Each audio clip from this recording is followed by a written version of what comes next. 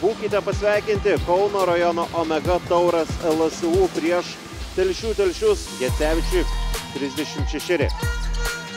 Gecevičius dabar pataiko iš toli. Nekrenta ir toliau jam tritaškiai. Mažinti šiek tiek atsilikimo. Vasiliauskas puikus 2-2 ir nėra rezultatyvaus perdamo. Apie taškų Omega gyveno be greito puolimo. 0 taškų greitajame puolime. Štai čia dabar jo prasiveržimas. Sprūsta kamuolys, nieko nėra. Vasiliauskas paleidžia į priekį Robertą Subotkevičių. Jų baudas 87. Kaminskis kerta pro galinę liniją.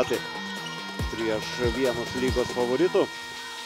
Kaminskis Valantinui, Subotkevičių nėti, jog keli kartai buvo tokie, kur pasisekė telšiams, jog Omega nepataikydavo iš po krepšio. Minučių per šias dviejas rungtynes kartu sudėjus, bet kokiu atveju telšiai iki tos ilgosios pertraukos.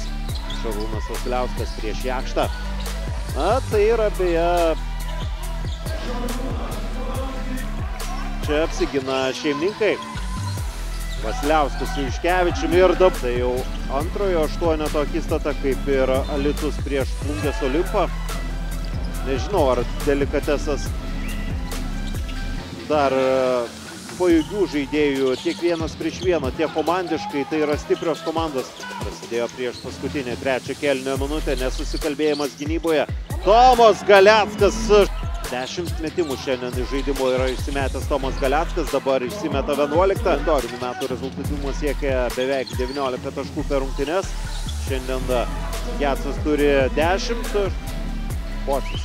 Jo perdamas Leščiauskui, vėlgi kur gynyba, įkirtimas štai čia. Vasiliauskas. Jo prasiveržimas iki galo 2 iš 20. Tiksliau jau 2 iš 21.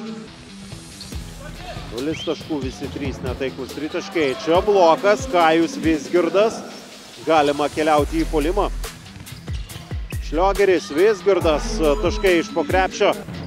Labiau realu, jo komanda kovoja dėl kitų pozicijų. 95-74. Telšiai trečią kartą šį sezoną nuskriaudžia Taurą.